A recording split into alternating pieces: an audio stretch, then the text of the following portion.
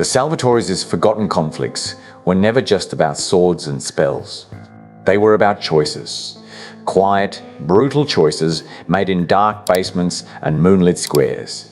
Choices that cost fathers their daughters, sisters their freedom, and sons their innocence. The archives are filled with these moments. Pages torn from journals, faded letters, even a child's doll found in the basement near the stone basin. Its dress stained with old blood. These are not tales of heroes. They are tales of people trapped in a legacy, forced to choose between family and town, love and duty, survival and sacrifice.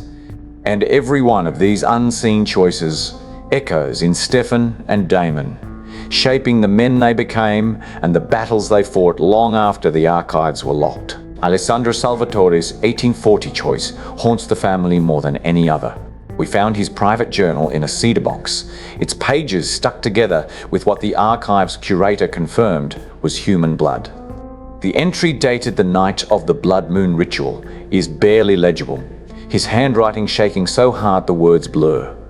I took Elena down to the basement. She's only 16. She asked why we couldn't use my blood. I told her it's not strong enough. That's a lie. The basin wants young blood, pure, untainted by the family's sins. She held my hand while I cut her palm. The basin drank, and she smiled. She said, "It's okay, Papa. I want to protect the town." I lied again. "It's not okay. I killed my daughter to keep a pact I didn't make. Tonight, I'll sleep with her doll. Tomorrow, I'll pretend I'm a hero." Alessandro hanged himself 3 days later. His body was found in the same basement, the doll clutched in his hand. This sacrifice didn't just save the town for a decade. It carved a wound in the Salvatore line, a fear that love and duty could never coexist. Stefan would feel it centuries later, when he left Elena to protect her from his ripper instincts. "I can't be both the man you love and the man who keeps you safe," he told her. It was the same lie Alessandro told his daughter. Nearly 50 years later, in 1890, another Elena Salvatore, Alessandro's granddaughter, named for the aunt she never knew, made a choice that mirrored his. The basin was starving again. The town's wards flickered, and wolves had been seen at the edge of the woods. The founding families begged the Salvatores to feed the basin, but there was no young blood left in the family, only Elena, 17, and her little brother Marco. Elena's letter to Marco, found under her bed the night she disappeared, is short but unflinching. "The basin needs one of us. You're too young. I'm not scared. Remember, the Salvatores don't just take from the town. We give to it. That's our legacy. Don't hate the town. Don't hate the family. Just live." She walked into the town square alone that night, carrying a vial of her blood. Witnesses whose descendants still live in Mystic Falls said she poured the blood into the Celtic stone's hidden chamber, then sat on the square's fountain until dawn. She never came home. The wards stabilized, the wolves left, and the basin went quiet.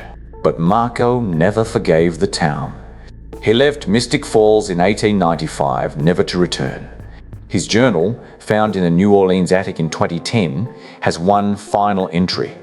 "Elena chose the town over me. I'll never choose anyone again." This is the legacy Damon fought against, this fear of being left, of choosing and losing. For years, he masked it with sarcasm and vodka.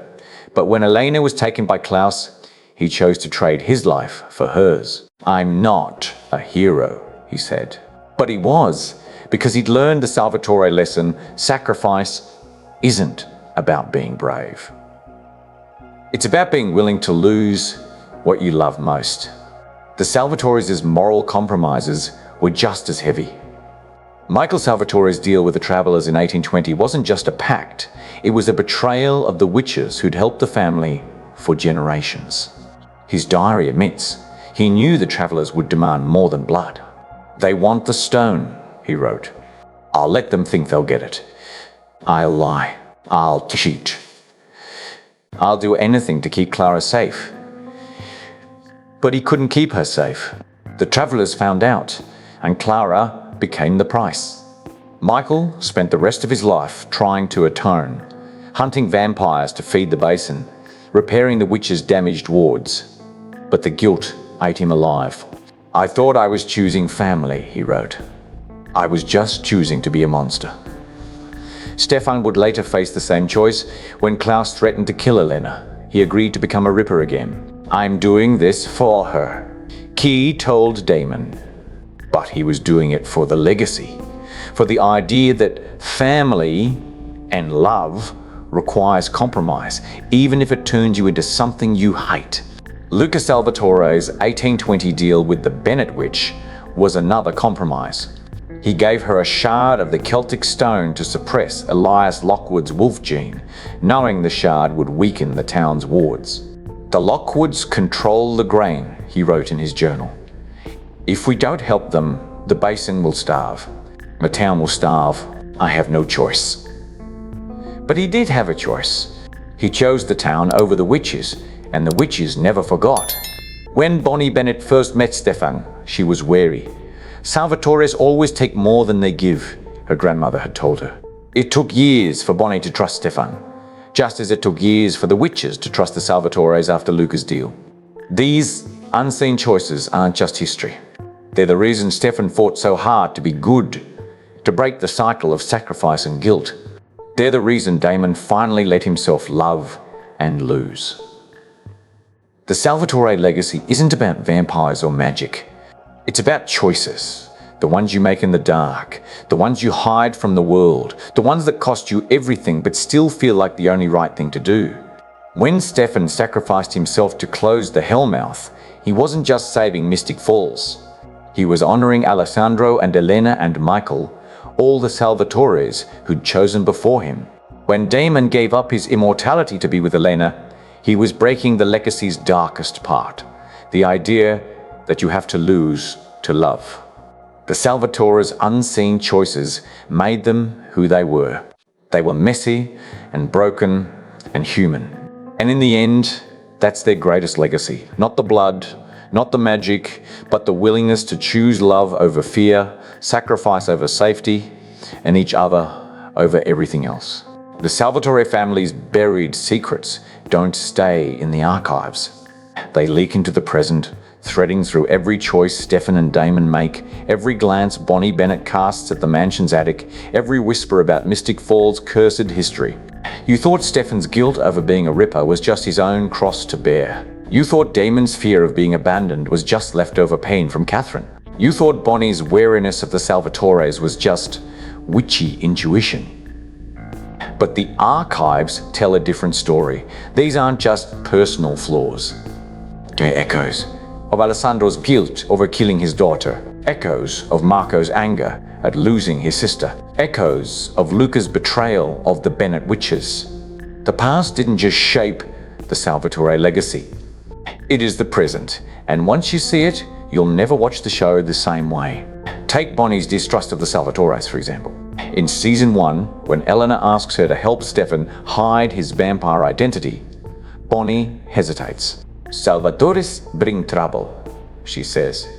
At the time, we thought it was because of Damon's early antics, his attacks on locals, his manipulation of Caroline. But the archives reveal it's deeper.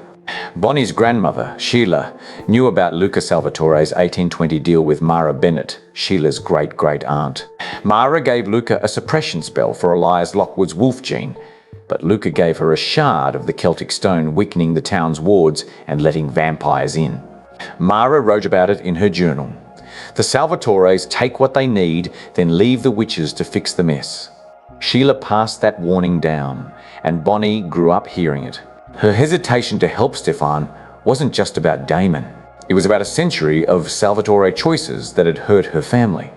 When Bonnie finally does trust Stefan, it's not just because he's good. It's because he breaks the echo. He chooses to help her fix the Bennett legacy, not exploit it. Stefan's struggle with his Ripper side also carries a past echo.